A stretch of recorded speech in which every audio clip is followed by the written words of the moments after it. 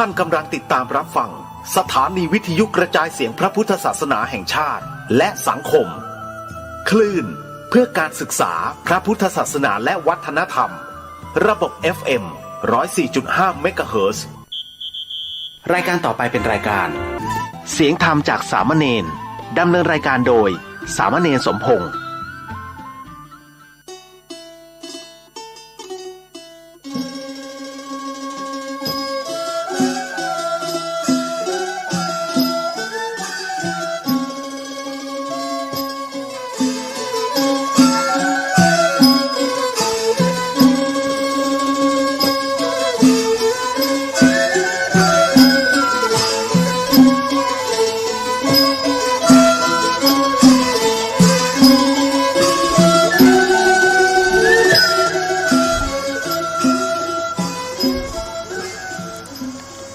โลกนี้มีธรรมประจำที่เมื่อทำดีจะไม่ดีมีที่ไหนมีสุขบ้างทุกข์บ้างช่างประไรเป็นวิสัยของมนุษย์ปุถุชนขอกราบไหว้สาธุบาอาจารย์ทุกท่านขอเจริญพรศรัทธาญาติโยมผู้ใฝ่ในศีลในธรรมทั้งหลายมาแล้วมาแหมแล้วรายการเสียงธรรมจากเนนน้อยสังเหลือจากวัดประแดงทั้งนี้โดยการนำของท่านพระครูโคสิปริยัติยาพรเจ้าวัดประแดงเจ้าคณะตำบลสุเทพเขตหนึ่งเป็นประจำทุกวันพุธจาก 10 โมงจนถึง 11 โมงโดยประมาณธรรมภาพสามเณรสมพงษ์นั่งอยู่ที่วัดประแดงส่งเสียงมายังสถานีวิทยุFM 104.5 ของวัดไฟหินซึ่งทางวัดไฟหินก็มีท่านพระครูสมุวิสุวัตรวรกิจโจนายสถานีและเจ้าอธิการเมตตาแบ่งเวลาให้ธรรมภาพทุกวันพุธมีข้อแม้1 ชั่วโมงด้วยกันที่เพิ่นแบ่งไว้มีข้อแม้ถ้าตั้งสถานีบ่มีการถ่ายทอดสดเราก็ได้พบได้ปะกันเป็นประจำโดยเฉพาะตัวธรรมภาพเองเข้ามาจาก 4 โมงมาแรงจนถึง 2 ทุ่มธรรมภาพได้ส่งเสียงหรือว่าเอาเทปที่ได้บันทึกไว้ส่งไปให้ญาติโยมทั้งหลายได้ฟังกันทุกวันจาก 4 โมงมาแรงจนถึง 2 ทุ่มอย่างเนี้ยเป็นประจำญาติโยมลองเกิดเดิมส่งไปใน Messenger ใน YouTube ใน LINE ใน Facebook โดยเฉพาะใน LINE ที่เป็นเพื่อนกันใน LINE ประมาณ250ใน Facebook จำบ่ได้ใน Messenger จำบ่ได้เข้ามากระส่งแจ้งมากระส่งกำลังใจเป็นอย่างยิ่งว่าญาติโยมคงบ่เบื่อก็อย่างที่เคยเป็นประจำว่าครูบาอาจารย์เพิ่นได้สั่งได้สอนไว้ตั้งแต่มาบวชเพิ่นบอกว่าอยู่วัดจะไปอยู่บ่ได้มันไหว้พระสวดโยโกฮ้องแล้วก็นำธรรมคำสอนองค์พระสัมมาสัมพุทธเจ้ามามาจากให้ญาติโยมฟังพ้องธรรมะได้ทำตามที่ครูบาอาจารย์เพิ่นได้สั่งได้สอนไว้ตลอดเวลาตั้งแต่วันแรกจนถึงวันนี้และต่อไปจนจะสิ้นลมญาติโยมทั้งหลายบ่ได้คิดอย่างหนักหนาปาปานสิ่งแรกที่คิดไว้ก็คือว่าเป็นการตอบแทนน้ำจิตน้ำใจ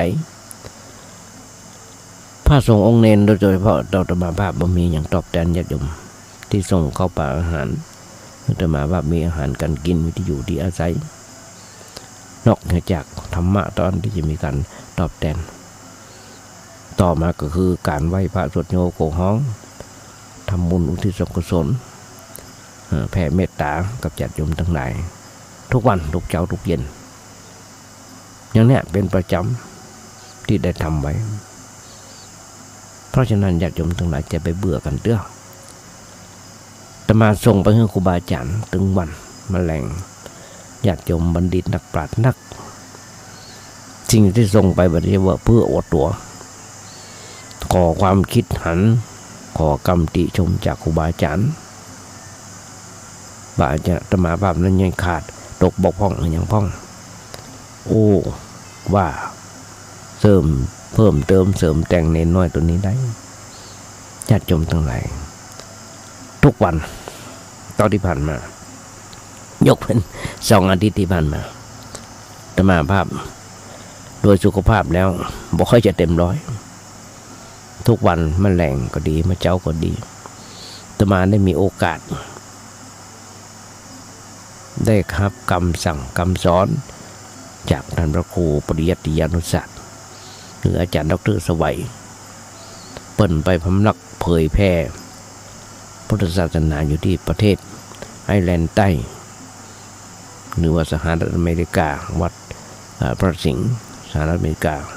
2 ที่ด้วยกันแต่ก็ยังประกาศการติดต่อแรงมาประมาณ4 โมงแมลงของเขาก็ประมาณ9 โมง 10 โมงของทางไอร์แลนด์ก็ได้สนทนาธรรมกันเปิ้นถวายเวลาจะมาเข้าไปหาเปิ้นในรายการตามใจผู้ฟังจะมาได้ถือโอกาสสนทนาธรรมกับท่านพระครูปริยัติยานุศาสตร์เป็นประจำเท่าที่ผ่านมาแต่ว่าช่วงนี้มันอากาศมันร้อนญาติโยมทั้งหลายก็เลยบ่ได้นั่งนั่งจากกับเปิ้นหลายอาทิตย์ละ2-3 อาทิตย์เพราะฉะนั้นญาติโยมทั้งหลายครูบาอาจารย์เปิ้นจะมาถามครูบาอาจารย์เปิ้นว่าต้องขาดตกบกพร่องอย่างพ้องต้องปรับปรุงอย่างพ้องหลายหลายอย่างญาติโยมทั้งหลายที่ครูบาอาจารย์เปิ้นได้สั่งได้สอนก็เริ่มแรกตั้งแต่ท่านพระครูโคสิทธิ์ปริยัติยาภรณ์วันแรกและตั้งแต่ท่านมาจนถึงวันนี้เปิ้นยังคอยอบรมสั่งสอนธรรมาอยู่เสมอทางวิทยุทุกวันเสาร์อาทิตย์ในรายการร่มโพธรรมาได้ฟังมาได้ฟังหลายเพราะว่าบางทีมันติดภารกิจก็ฟังเอาเทปจากสถานีทาง FM 92.25 แล้วเลยไปถึง FM 104.5 ของวัดไผ่หินบางทีคนละเวลาเพื่อบันทึกไว้อยู่ใน YouTube เปิดมาฟังอันเนี้ยญาติโยมทั้งหลายว่าอาจารย์เพิ่นยังเป็นห่วงเป็นใยเฮาอยู่เพราะฉะนั้นญาติโยมก็เหมือนกันมีอย่างขาดตกบกพร่องบอกว่ากล่าวตักเตือนเน้นน้อยตัวนี้ได้ญาติโยมทั้งหลายจะมาได้ญาติโยมฟังทุกครั้งตอนที่มาเปิดรายการว่าถ้าโลกนี้มีธรรมประจำที่เมื่อทำดีจะไม่ดีมีที่ไหนมีสุขบ้างทุกบ้างจังบ่ไรเป็นวิสัยของมนุษย์ปุถุชนก็ขยายใจความได้มาหลายปีดีดักก็ยังมาจบประเสียงกันเตื้อแล้วจะมาต่อครับวันนี้นึกถึงครูบาอาจารย์เปิ้นอาจารย์ด็อกเตอร์อย่างวัดปันแหวนถึงเป็นอาหารเปิ้นได้ลงไว้แต่มาก็หยิบของเปิ้นมาเปิ้นว่าคำสั่งเสียหนึ่งคำสั่งสอนใครจะทำก็ได้บ่ทำก็บ่ได้บ่ทำก็ไม่หยังใครทำตามก็ดีกับตัวใครบ่ทำตามก็ตามใจแต่คำสั่งเสียใครบ่ทำตามผลเสียจะมีหนักกว่านั่นก็คือพระพุทธเจ้าเปิ้นสั่งสอนประธรรมมา45 ปีใครทำตามก็สุขมากใครบ่ทำตามก็สุขน้อยแต่ก่อนที่พระพุทธเจ้าจะเสด็จขับดับขันธ์ปรินิพพานสาวละโนทยานหรือกุสินารานครทางเลือกคำสั่งสอนไว้เป็นเสมือนคำสั่งเสียญาติโยมทั้งหลายในธรรมมหาปรินิพพานสูตรซึ่งเป็นพระสูตรสำคัญที่บันทึกเหตุการณ์ก่อนปรินิพพานได้อย่างละเอียดซึ่งคำสั่งเสียสุดท้ายเป็นวาจาปิดพระโอษฐ์ เปิ้นห้องว่าปัดฉิมโอวาทเปิ้นบอกว่าสังขารทั้งหลายมีความเสื่อมสลายไปเป็นธรรมดาท่านทั้งหลายจงยังประโยชน์ของตนและผู้อื่นให้ถึงพร้อมด้วยความประมาทนั่นคือสติเป็นบ่อเกิดแห่งความสำเร็จความประมาทเป็นประตูสู่ความล้มเหลวญาติโยมก็จะหันได้ก็มายกตัวอย่างญาติโยมฟังบ้างในกรรมบดีมันบอกสมณสัญญาสมณสัญญามันขาดกันขาดสมณสัญญาหรือว่าขาดสามัญสำนึกหันก็ได้อยู่ทุกเมื่อเช้าวันเพราะว่าเป็นพระสงฆ์องค์เจ้าฆราวาสขนาดพระสงฆ์องค์เจ้าก็หันกันอยู่มีแต่เรื่องแต่เราอยู่ทุกเมื่อเช้าวันก็ต้องกึดก็ต้องทำใจพระสงฆ์องค์เจ้าผู้ซึ่งเป็นลูกของเจ้าบ้านมาบวชบางทีก็ต้องมีการขาดสามัญสำนึกหรือว่าขาดสมณสัญญาแต่หวนคิดได้ยังปิกคืนได้สมณสัญญาเนี่ยญาติโยมทั้งหลายเขาจะหันได้บ้านดังบอกแต่เกิดขึ้นโดยธรรมะเป็นหลักคำสอนในทางศาสนาที่เราได้ปฏิบัติเผยแพร่ให้กับญาติโยมมันมีอานิสงส์ของธรรมะนั้นมีนักหนาปาปานถ้าเรากระทำอยู่แล้วก็เกิดประโยชน์เลยไปดีกว่าอย่างอื่นสิ่งอื่นที่มันจืดมันจางแต่ธรรมะบ่รู้จักจืดจักจางถ้าเป็นอาหารก็เฮาว่าเป็นอาหารที่กินที่บ่เบื่อธรรมะขององค์พระสัมมาสัมพุทธเจ้านั้นบ่เบื่ออย่าจมทั้งหลายกินแล้วบ่เบื่ออาหารประเภทต่างๆเฮายังกินเรายังเบื่อมันก็กระเดอะต่อมันจะลำเส้นลำอย่างไรก็ช่างมันก็ยังเบื่อ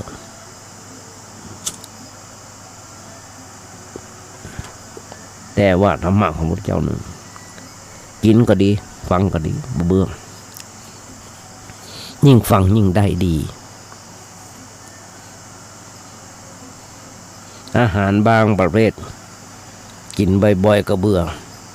บางประเภทบ่เบื่อนอกจากเวลาร่างกายผิดปกติธรรมะก็เป็นอาหารใจประเภทที่กินแล้วบ่เบื่อพอหนังสือหนังหาหนังสือธรรมะที่เราอ่านเรื่องหนึ่งอ่านได้หลายครั้งหลายหนแต่ถ้าหนังสือประเภทเริงรมย์นวนิยายอ่านจบเดียวมันก็หมดเรื่องแล้วก็ไปอยากอ่านแหมแต่ธรรมะเนี่ยอ่านแล้วอ่านแหมบ่เบื่อได้ข้อคิดแหมนักหนาปาปานคำเดียวสับเดียวอาจจะได้นักหนาปาปานแปลได้หลายอย่างหลายอันว่าอาจารย์คนหนึ่งก็บอกอย่างหนึ่งคนหนึ่งก็บอกอย่างหนึ่งเพราะฉะนั้นญาติโยมทั้งหลายญาติโยมที่ฟังกันเป็นประจำย่อมได้รับประโยชน์จากธรรมะคืออย่างน้อยๆก็สบายใจยิ่งโลกสมัยปัจจุบันนี้นะมีเรื่องกระทบกระเทือนคุณข้องมองใจกันบ่อยๆแม้กระทั่งเทวดาก็ยังถูกคนว่าเวลาเนี่ยมาได้ฟังเพิ่นในรายการในทีวีอย่างต่างๆหลายอันหลายอย่างเปิ้นเขียนไปกระทบกระเทือนกระทบกระเทือนอย่างมาตรา112นั่นน่ะกระทบกระเทือนในดวงเปิ้นห้องว่าต้มน้ำลายรถบนฟ้ามันก็เปื้อนหน้าตัวเก่าเองความจริงญาติโยมทั้งหลาย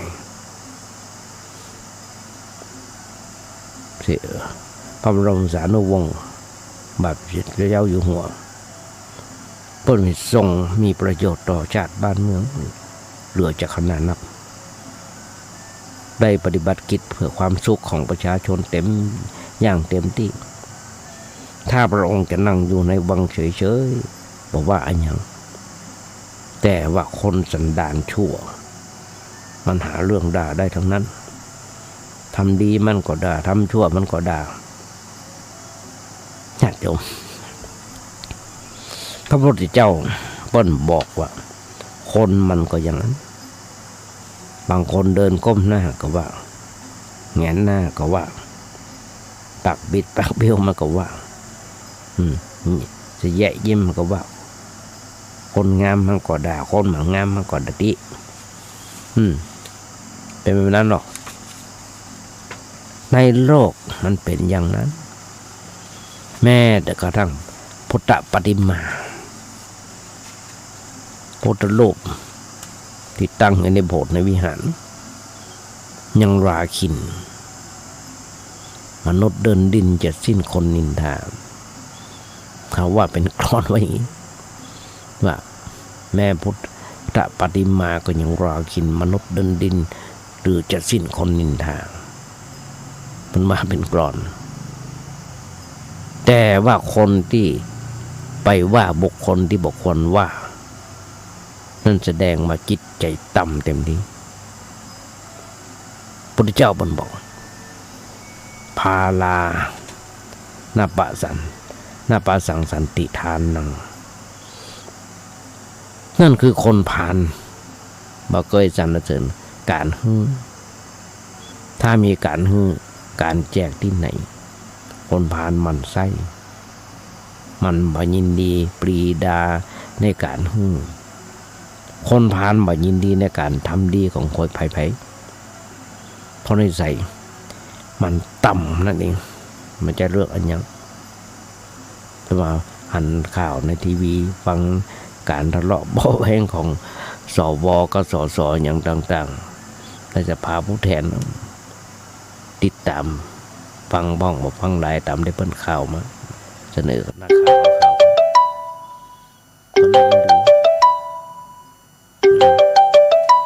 คนได้ยินดูไปเห็นเนี่ยเพราะว่าฝุ่นมันมาทำให้ความเสียหายแก่ฟ้ายังให้ประโยชน์ยังให้ประโยชน์แก่แผ่นดินแต่ว่าน่าอินดูคนโอ้น่าอินดูคนโอ้คนบ้าของเพิ่นว่าทำจิตใจมันต่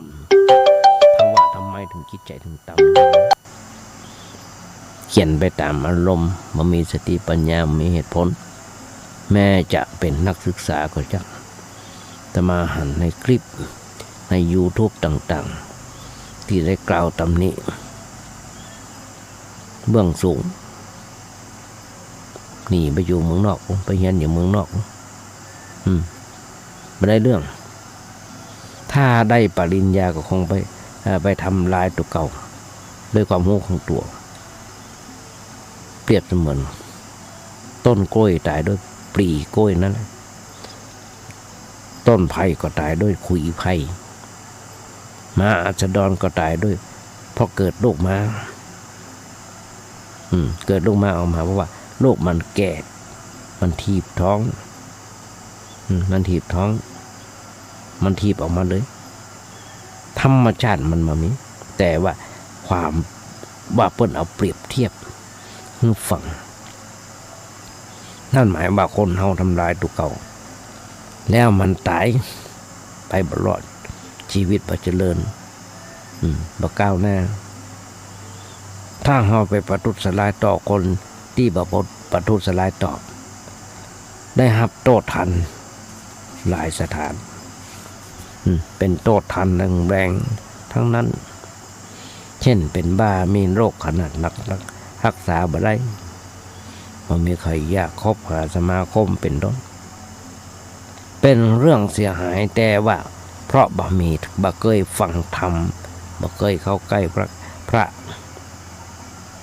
บ่เคยเข้าใกล้พระคบแต่คนชั่วคนร้ายที่มีมิจฉาทิฏฐิเลยมีจิตใจที่ตกต่ำไปถึงขนาดนั้น อันนี้น่าเอ็นดู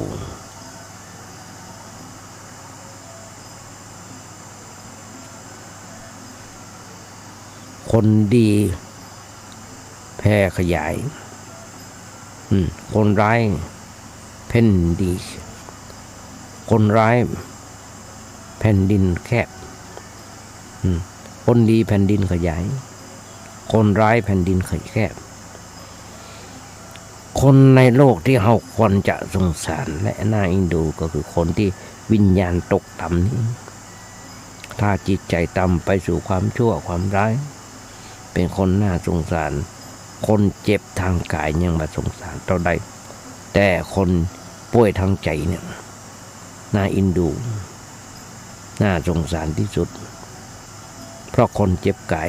ก็ไปนอนที่โรงพยาบาลพอเป็นพิษเป็นภัยกับภัยแต่คนป่วยทางใจร่างกายไปอยู่โรงพยาบาลยังแอวทำร้ายทำความเสื่อมเสียยังก่อความรำคาญเมื่อเปื้อนบ้านด้านถิ่นเมื่อเกิดความทุกข์ความเดือดร้อนหลายสถานจะเป็นคนประเภทที่น่าสงสารคนจะให้การช่วยเหลือคนที่บอกคนจะช่วยเหลือเป็นคนประเภทยังไม่มาข่าวบกี่วันแต่ลกร้ายแอบช่อโกงเงินเปิ้นอย่างต่างๆยืมเงินเปิ้นแล้วก็บาใช้หนี้เปิ้นกลับไปแจ้งความยับเปิ้นแฮมแล้วมีข่าวมาจะไปบวชเมื่อจะไปบวชเพื่อสงบจิตสงบใจญาติโยมทั้งหลายพระอุปชาหรือว่าคนที่จะบวชต้องคิดหนักเพราะผิดในพระวินัยคนมีหนี้มีสินไปบวชมาได้เราอย่าเรื่องเท่าไหร่ผิดต้องใช้หนี้ใช้สินเพิ่นเรียบร้อยก่อนถึงจะบวชได้นี่นั่นจะต้องติดไปตลอดชาติถ้าไปใช้หนี้เพิ่นเพราะฉะนั้นญาติโยมทั้งหลายหลักการมีอย่างอันจะเป็นการช่วยเหลือจะมาอ้างว่าสมัยยุคสมัยก่อนองค์ปริมาณเพิ่นยังบวชได้มันไม่ใช่บางคนเรื่องกันองค์ในบาลนั้นหลงผิดแต่คนบางคนมันไม่ใช่หลงผิดหลงละเลิงองค์ในบาลหลงผิดเพราะเชื่อกรรมอาจารย์ที่จุเปิ้นหลอกเปิ้นพอเปิ้นได้ฟังพระพุทธเจ้าโอ้แค่นั้นเองก็ได้บรรลุธรรมแล้วคนบางคนชาตินี้ทั้งชาติก็บรรลุธรรมเพราะฉะนั้นการช่วยเหลือก็คือช่วยแนะนำชักจูงเพื่อเปิ้นเกิดความรู้สึกผิดชอบชั่วดีเพื่อกระทำสิ่งที่ควรทำเพื่อละสิ่งที่ควรละเพื่อทิ้งเพื่อตั้งตนไว้ชอบตามหลักธรรมะก่อนนับว่าเป็นการช่วยที่ประเสริฐทำชีวิตให้เจริญก้าวหน้าต่อไปญาติโยมทั้งหลายที่เข้าไปสู่วัดสู่วาที่มีธรรมะมีลูกมีหลานในระหว่างเนี่ยต้องมันเตือนลูกหลานไว้ว่าอันตรายมีต่อไปข้างหน้าเมื่อระวังเนื้อระวังตัว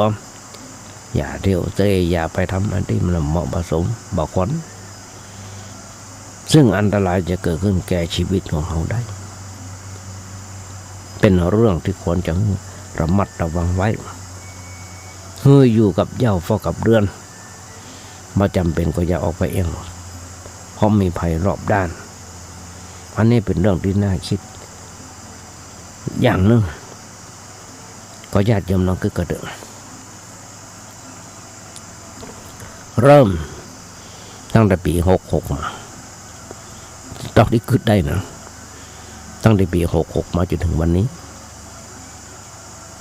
วัยรุ่น ขี่แว่นฆ่ากันตายทุกเมื่อเช้าวันตีลันฟันแตงกันโอ้ยนักหนาป่าบ้านจนมามีที่จะคุมจะขังแล้วเพราะอย่างมาเป็นวัยรุ่นยังเป็นวัยรุ่น14-15บ่เกิน18เดียวก็เที่ยวฆ่ากันตายยิงกันตายแล้วก็ยิงกันตายแล้วหันก็จะยอมทั้งหลายเป็นข่าวเฮาได้หูได้หันกันทุกเมื่อเช้าวันและจะมีกันต่อไปอันนี้เรื่องหนึ่งละที่นี่อาตมาตั้งใจจะโอ้ในวันเนี้ยหลายอย่างอยากจะโอ้เรื่องเกี่ยวกับการทำดีตามการทำความดีเสียคือว่าในสมัยแต่ก่อนสมมติคนอยากเป็นเทวดากันนักหนาบ้านอาตมาโอ้หลายครั้งทำบุญสุนทานอันยังก็อยากจะเกิดในสวรรค์อยากจะเป็นเทวดาเพราะเข้าใจว่าเทวดานั้นเป็นภพที่เต็มไปด้วยความสุขความสงบไม่มีความวุ่นวายไม่มีความเดือดร้อนแต่ความจริงนั้นหาได้เป็นแบบนั้นเพราะเมื่อมีเกิด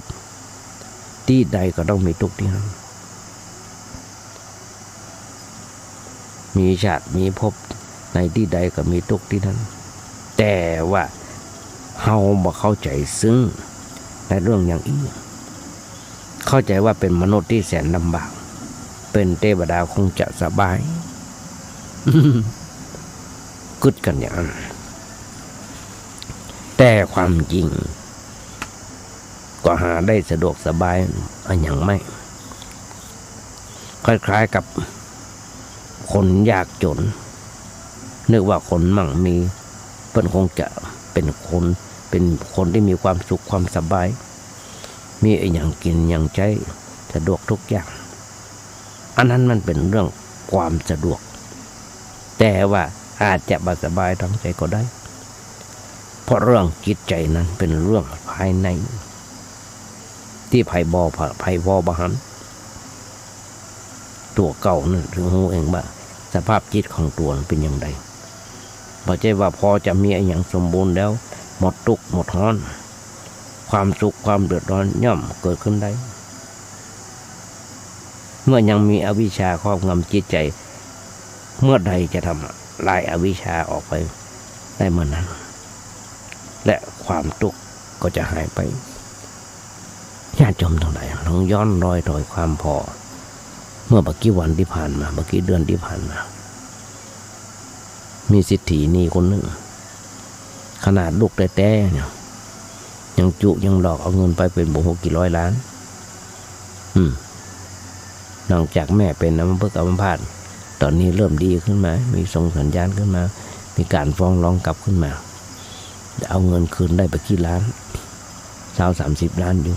ยังต้องมีการฟ้องร้องต่อกันไปแฮมญาติโยมทั้งหลายลองกึกกันแล้วว่าคนมั่งมีสีสุขมีเงินมีให้นาป่าตั้งมีเงินมีทองเป็นร้อยล้านพันล้านต้องมีความสุขกันที่ไหนมรดกเลือดบนว่าหันก็ญาติโยมทั้งหลายมรดกเลือดแทนที่จะสุขสบายกับเดือดร้อนหอนไหมกับเดือดร้อนหอนไหมกันทุกเมื่อเช้าวันหันได้อยู่เพราะฉะนั้นเขาเนี่ยอย่างไร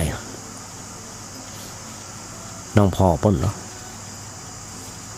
แต่ว่าคนเขาเข้าใจว่า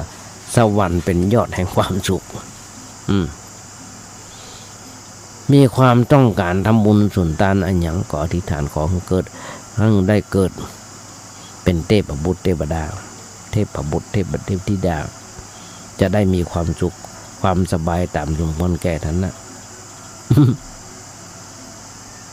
น้องก็หรอร่องเทพบุตรนี่เหมือนกันเทพธิดานี่ก็เหมือนกันความจริงก็เป็นเรื่องเก่าแก่นี่มาก่อนพระพุทธเจ้าเฮาเดิมซ้ำเกิดเดิมซ้ำไปบุญ ในศาสนาฮินดูหรือว่าศาสนาพราหมณ์นั้นมีเรื่องเกี่ยวกับเทวดานักหนาป่าบ้านมีความสัมพันธ์กับมนุษย์อยู่ตลอดเวลาเปิ้นนับถือเทพเจ้าใหญ่บ้องน้อยบ้องมีนักหนาป่าบ้านถ้าไปถามนักปราชญ์ศาสนาฮินดูแล้วเปิ้นก็จะตอบว่าเทวดามีอยู่ประมาณ30 โกฏ30 โกฏนะ30 โกฏมันมาใจน้อยๆนักกว่าพลเมืองไทยเห็นโดยซ้ำไปเปิ้นห้องมาอยู่กันหนาเนี่ยขับกลั่งอยู่กันอย่างแออัดยัดเยียดบางแห่งมันโอ้กันว่าเอาเข็มจ้องลงไปนั่นก็อาจจะถูกหัวเทวดา เพราะไม่นักขนาดนั้นอันนี้เป็นเรื่องเปิ้นเล่าไว้ก่อนพุทธเจ้าเขาเกิดโดยซ้ำไปแต่เมื่อพุทธเจ้าเขาอุบัติขึ้นในโลกได้ตรัสรู้ธรรมะแล้วพระองค์ได้สอนให้เขาถือเทวดาในรูปบุคคลสมบัติบุคคลสมมุติอย่างนั้นแต่ถือบุคคลถือคุณธรรมอันเทวดาเป็นเทวดาคือประพฤติดีประพฤติชอบแล้วก็จะได้เป็นเทวดาก็เลยบอกไว้ว่าเทวดามีอยู่3เหล่าคืออุบัติเทวดาอุบัติเทวดาหมายถึงเทวดาเก่าที่เพิ่นเชื่อที่เขาเชื่อกันมาว่าทำความดีแล้วได้ไปเกิดตามที่เขาเชื่อกันมาก่อนแล้วก็สมมติยกย่องเป็นเสมือนเทวดาเช่นพระราชามหากษัตริย์อย่างนี้เปิ้นฮ้องว่าสมมติเทวดาสมมติเทวดามันบาลีในกรรมบาลีเปิ้นเวลาเปิ้นโอ้เป็นราชาเปิ้นใจอานาปนะว่าสมมติเทวดาข้า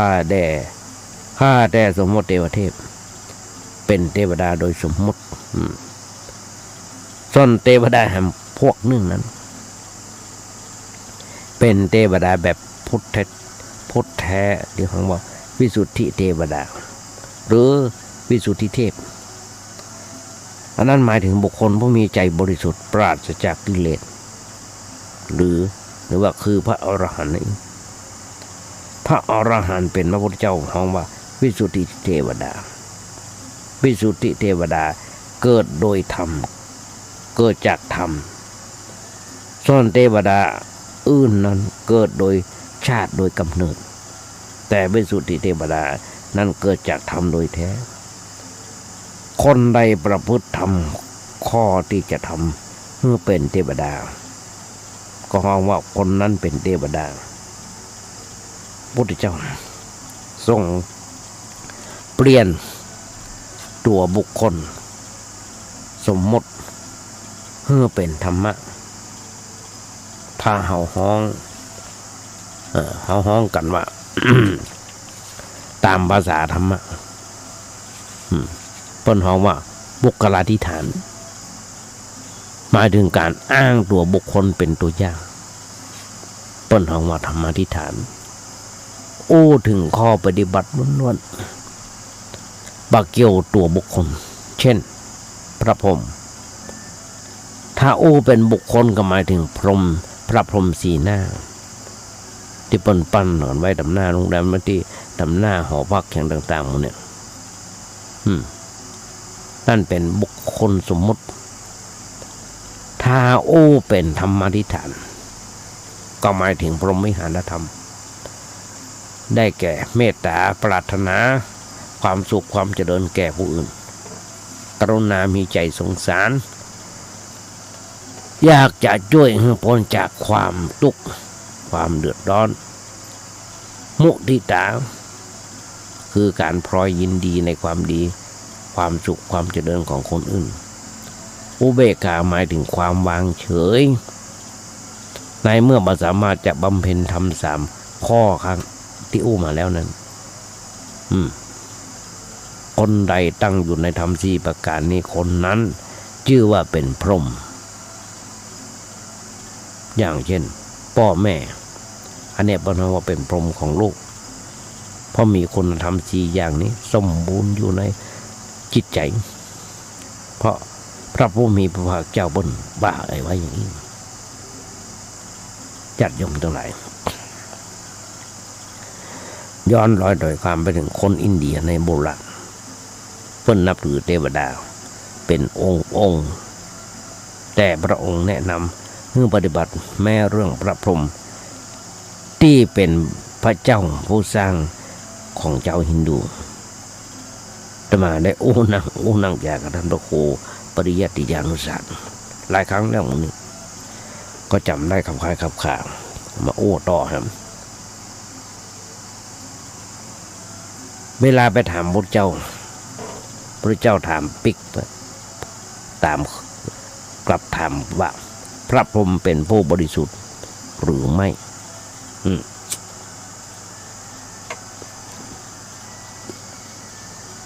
พระพรหมเป็นผู้บริสุทธิ์หรือไม่ต้องกึกว่านะเปิ้นตอบเปิ้นก็ตอบชาวฮินดูเปิ้นก็ตอบว่าเป็นผู้บริสุทธิ์แล้วทำไมท่านมาทำตัวให้บริสุทธิ์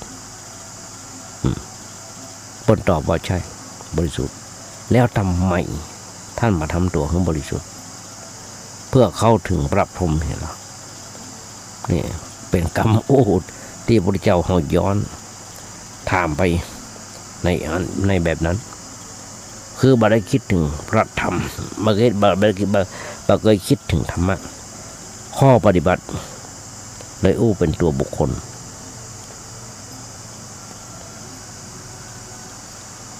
ถ้าเฮาในแง่ธรรมะก็หมายถึงข้อปฏิบัติ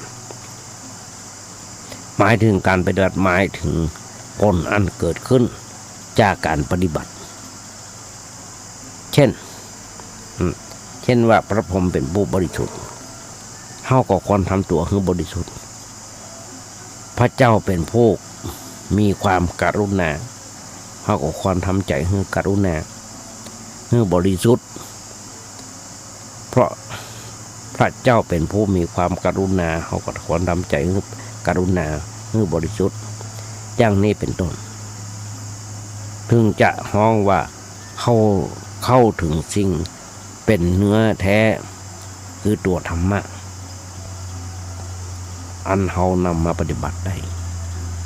อันนี้อย่างแน่นอนถ้าเฮาอยากเป็นเทวดาในรูปใดก็ตามในแบบใดก็ตามเฮาควรจะปฏิบัติธรรมเพื่อความเป็นเทวดาเฉพาะในขณะปฏิบัติธรรมนั้นจิตใจสูงขึ้นอยู่ในขั้นนั้นแต่ว่าปัจจัยให้หยุดเพียงแค่นั้นผ่านพ้นไปผ่านพ้นต่อไปสวรรค์นั้นถือว่าเป็นทางผ่านไม่ใช่ทางที่เราควรจ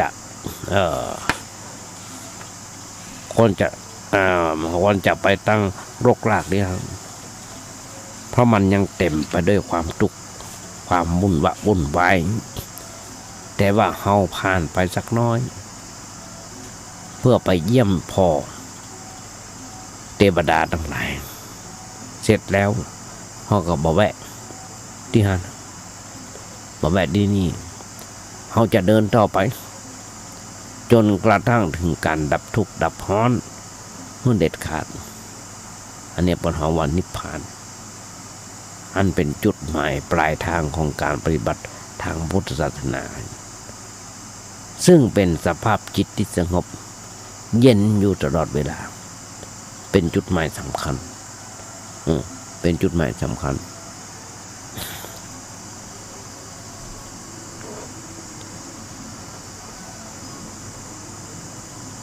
แต่ถ้าเฮายังบ่ถึงจุดนั้นก็เพียงขั้นเป็นเทวดาในบ้านไปก่อนห้องว่าเป็นเทวดาอยู่ในสังคมดีกว่าเป็นอย่างอื่นอยู่ในสังคม ญาติโยมทั้งหลายในเรื่องคัมภีร์ทางพุทธศาสนารุ่นอัตถกถาไม่ใช่รุ่นพระบาลีซึ่งเป็นคัมภีร์ดั้งเดิมแต่ว่าเป็นคัมภีร์อัตถกถาก็คือว่าอธิบายบาลีที่กรรมหนึ่งเล่าเรื่องกรรมเทวดากรรมหนึ่งไว้นักญาติโยมทั้งหลายแต่ว่าขอแนะถ้าจะเป็นแบบนั้นก็ต้องปฏิบัติธรรมเช่นว่าต้นเล่าเรื่องนายหนุ่มคนหนึ่งอาจารย์ด็อกเตอร์เปิ้นเล่าให้มาฟัง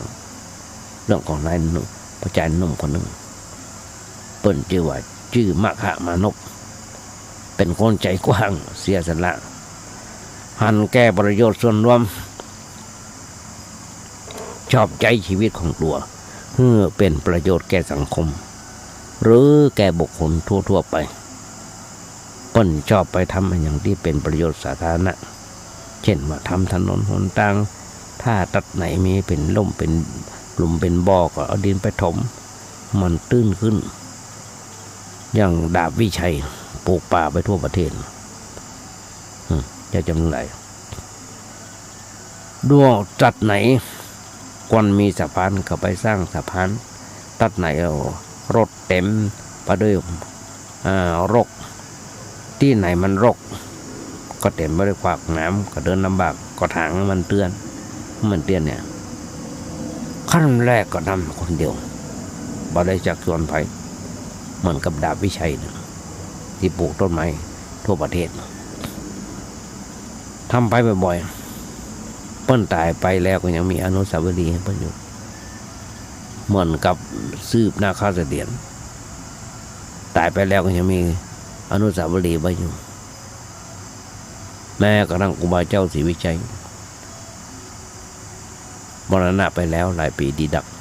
ตั้งแต่2480แล้วจนถึงวันนี้ก็ยังมีอนุสาวรีย์ไว้อยู่ขึ้นไปโดยสุเทพก็ไหวลงมาก็ไหวแผ่กราบบาเจ้าศรีวิชัยกราบไปอธิษฐานไปบ่อนี่ของไงบนแหมอยู่นักหนาปาปานอันเนี้ยญาติโยมทั้งหลายคนดีสีเวียงพิงเหมือนกับประจัยที่มาคามานพทำบ่อยๆเวลาว่างก็ไปทำส่วนมากส่วนเวลาอื่นก็ไปทำมาหากินตามนั้นแต่พอว่างจากงานส่วนตัวก็ต้องไปทำสิ่งที่เป็นประโยชน์แก่ส่วนรวมต่อไปคนใดก็ทั้งคนเดียวแต่ว่ามีคนเที่ยวไปเที่ยวมาผ่านไปผ่านมานะครับความสะดวกสบายเมื่อเกิดหันเบิ้ลก็ทำตามถามว่าทำไปทำไมทำอันอย่างเพิ่นก็บอกว่าทำทางไปสวรรค์บ่ายนั้นคนเรานั้นก็นึกว่าเขาทีดีก็บอกว่าจะช่วยร่วมมือทำสักคนหนึ่งก็เลยกลายเป็น2 คน3 คนต่อไปทำนักหนาประปั้นทุกคนต่างก็ตอบกันมาอู้กันมาทำทางไปสวรรค์คนเปิ้นอยากไปสวรรค์ก็มาทำตัวร่วมตัวเพิ่มขึ้นจนกลายเป็นหลายคนต่อมาญาติโยมเกิดก่อยโดยอาตมาไปทำว่ามีหลายสิ่งหลายอย่างว่าจะเป็นทำบ่อน้ำสร้างสวนสาธารณะสร้างศาลาพักร้อนและอย่างต่างๆอันเป็นประโยชน์แก่สังคมในยุคสมัยนี้หญิงปูนที่เปิดอู้กันทางจังหวัดทางภาคใต้ของเขาเนี่ยแถวสงขลาเป็นตัวอย่างถ้าเดินทางจากตัวเมืองสงขลาข้ามไปทางจังหวัดเขาแดงเปิ้นว่าเขตอำเภอเมืองจะทิ้งพระระโนดอันนี้ได้ฟังจากครูบาอาจารย์บนหูเป็นเขตชายแดนฝั่งในถึง2 ฝั่งในทะเลสาบฝั่งนอกฝั่งทะเลดวงคืออ่าวไทยระหว่างทางที่เดินไปนั้นจะเห็นหันศาลาพักหันศาลาหันบ่อน้ำต้นไม้ร่มรื่นนักหนาปาปานคนเปิ้นเคยสร้างไว้ไปพักศาลานี่เองพอหันศาลาหลังหน้า พักศาลาหลังๆก็มองหันพอหันหมดพักตั้งหน้าก็หันตั้งหลังหันตั้งหลังพักตั้งหลังหันตั้งหน้าหันศาลานะศาลาบอกว่าจะกี่ร้อยหลังในบริเวณนั้นเต็มไปหมดชาวบ้านเปิ้นสร้างห้องพระจวนกันสร้างห้องสร้างศาลาสร้างบ่อน้ำเวลาเดินทางไปกับพักผ่อนสบายแล้วโดยมากบ่มีแม่กาเอาของมาวางขายในศาลาขาย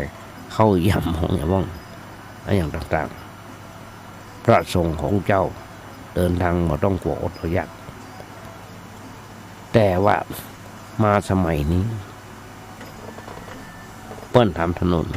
รถวิ่งทำถนนรถยนต์วิ่งศาลาก็สร้างไว้คนก็บ่ค่อยไปได้ไปพักบ่ค่อยได้ไปพักมานึกถึงบ้านเฮา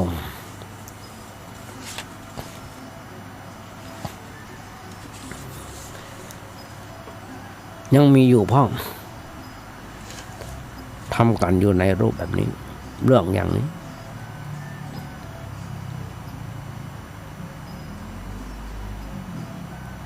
เพราะฉะนั้นญาติโยมทุกท่านทั้งหลายมีหลายเรื่องหลายอันที่เขาจะต้องโอ้ต้องจากันแต่ว่าก้อยกึดก้อยอย่างกันไปแต่มาก็มาโอ้ก็ยังถึงบอกญาติโยมเสมอแบบกึดอย่างใดก็จะโอ้ญาติโยมฟังคนเฮาญาติโยมทั้งหลายทุกเมื่อเช้าวันต้องเปิดใจให้กว้างเห็นถึงเรื่องของอนิจจังยันหูในเรื่องของอนิจจังเราจะต้องเปิดใจกว้างออกไปยันหูและยอมรับในทุกสิ่งที่เกิดขึ้นว่าสิ่งทั้งหมดทั้งมวลนั้นสามารถพลิกผันเกิดขึ้นได้ตามเหตุผลของมันตามเหตุผลของมันเสมอเช่น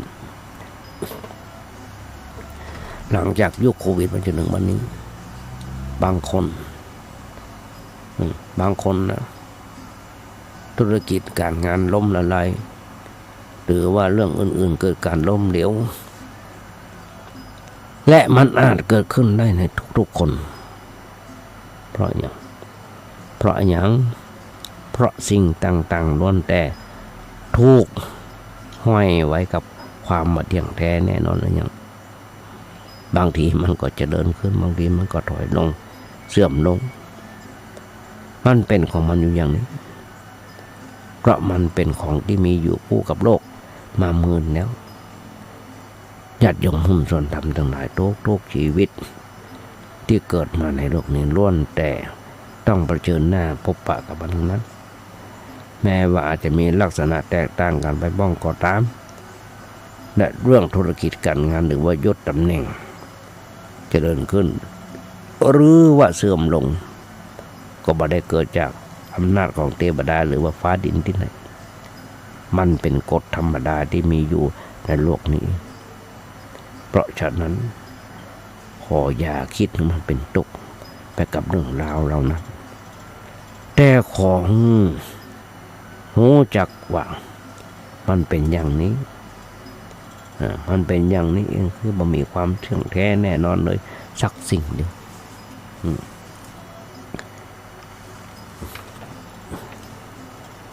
ถึงท้อแท้แต่อย่าแพ้พ่ายบ้านะ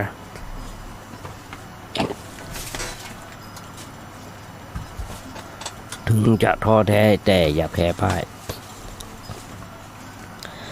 บอกว่าอย่างจะเกิดขึ้นบอกว่าจะเกิดปัญหาอย่างเกิดขึ้นในชีวิตบอกว่าจะหนักหรือว่าจะเบาพออย่าคิดเกิดการท้อแท้อ่อนใจ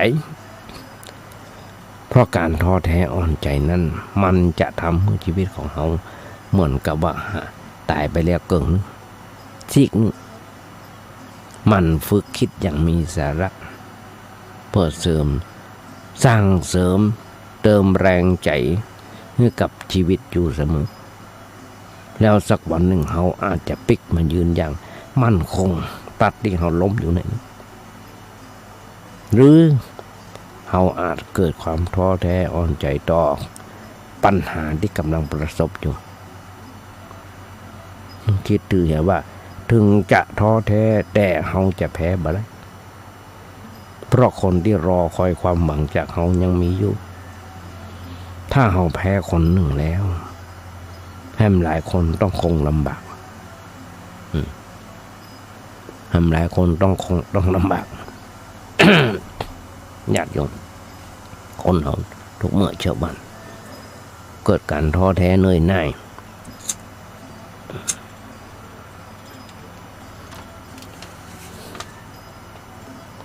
ถึงปัญหาชีวิตบางคนถึงกับท้อแท้อย่างเป็นข่าวที่เมื่อกี้วันที่ผ่านมาวันที่1ที่2ที่3ที่ผ่านมาหันเปิ้นขายปูนาดองปูนาอย่างต่างๆท้อแท้ถึงกับล้มบาดาลล้มทั้งยืนของวันเด็ก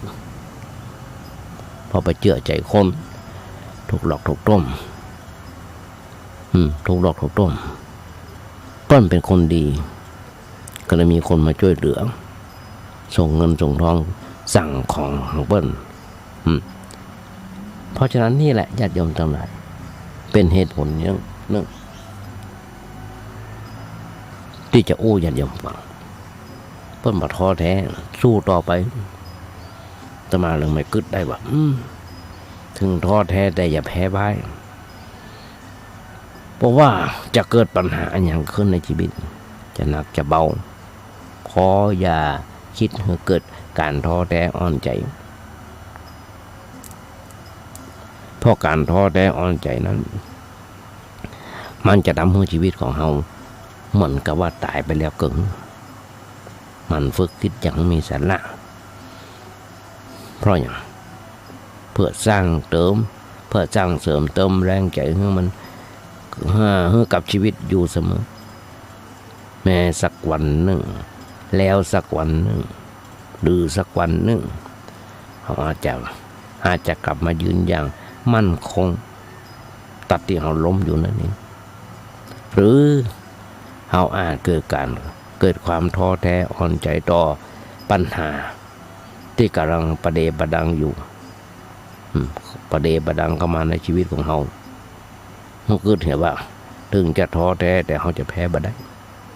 เพราะคนที่รอคอยความหวังจากเขายังมีอยู่หากเขาแพ้คนนึงทำลายคงลำบากซ้ำก็ไปครับ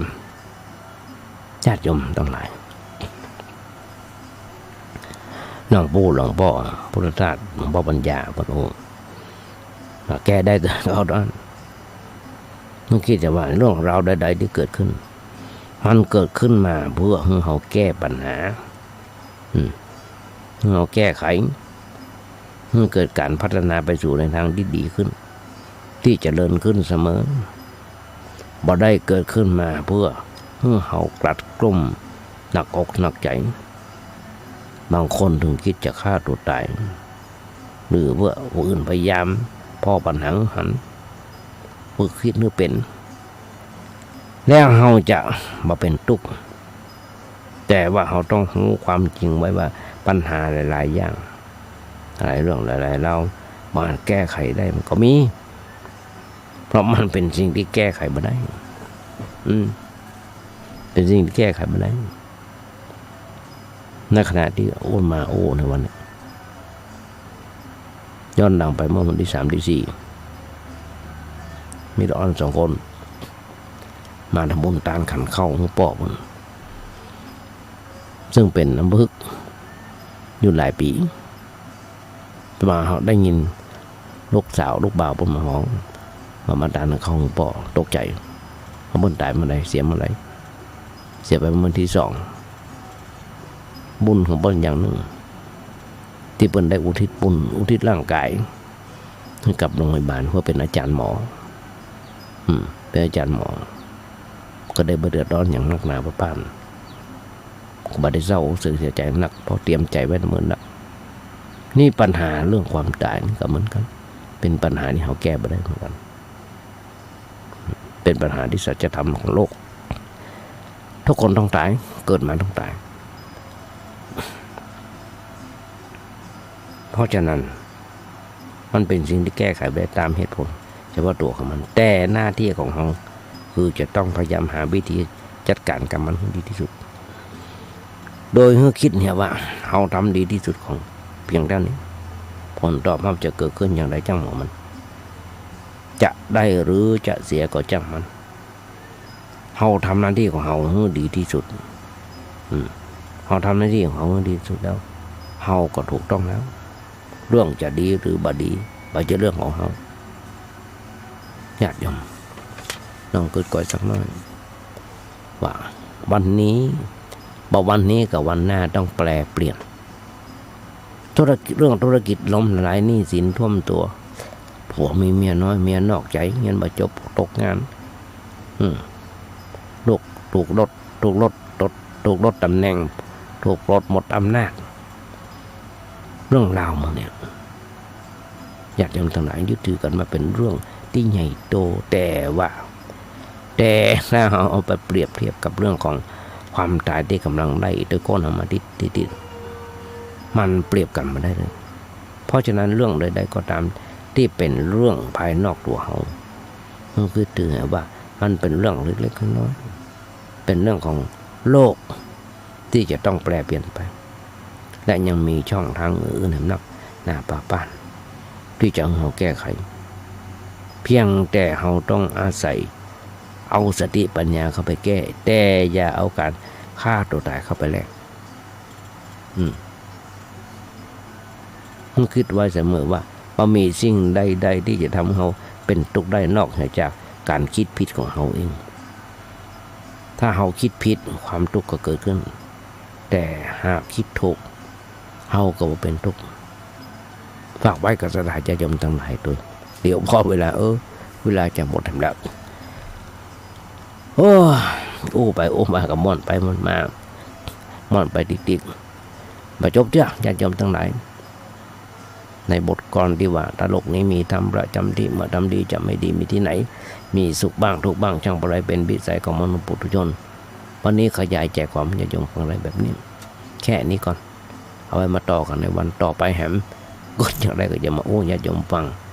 ตั้งอยู่ที่บ้านโคกเสือตำบลดอยหล่ออำเภอดอยหล่อจังหวัดเชียงใหม่ในเนื้อที่190 ไร่กำหนดทอดพระป่าสามัคคีในวันพุธที่12 มิถุนายน